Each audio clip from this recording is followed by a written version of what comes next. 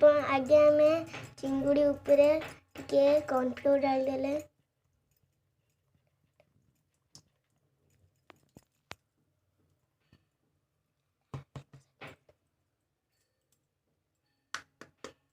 तापर आम गोटे तापर बड़ अंडाटे पकईदे आगे चिंगुड़ी को आम भाजी देते आज आम बनइबा चिंगुड़ी छाणीबा पकोड़ा चिंगुड़ी पकोड़ा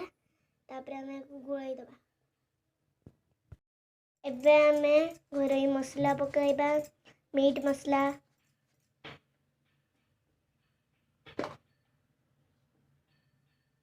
लूण स्वाद अनुसार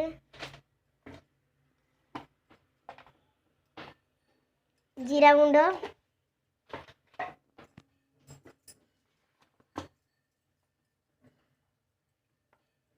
हलदी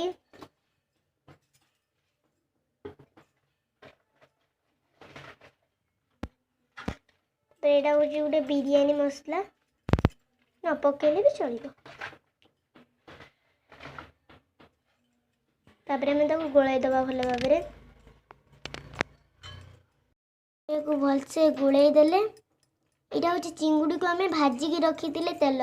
आपण मैंने जमी भाजती सेमती भाजिकी रखिए आपर यही सामग्री गुड़िक सब पकाइबे चिंगुड़ी को गोटे साइड हो गला आ गोटे साइड को नहीं जावा देखु के सुंदर हो गला एमती ब्राउन पड़ला पंच आम पकाइबा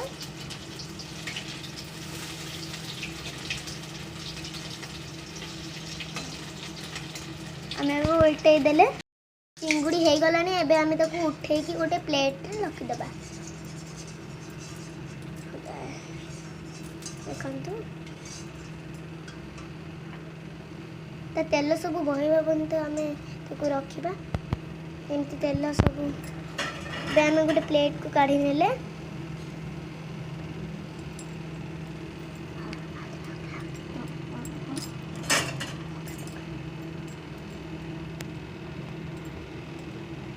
एबे आम पुणी थे चिंगुड़ी को पकई नेले से भाव में आम सब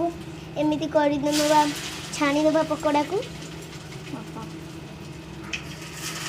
देखु सब चिंगुड़ी हो सारी आप देखिपे भल भाव में बहुत टेस्टी लगे आपण मैंने भी थोड़े ट्राई करके देखु एबे चलतु आम प्लेट रे सजाई चिंगुड़ी हे प्रस्तुत।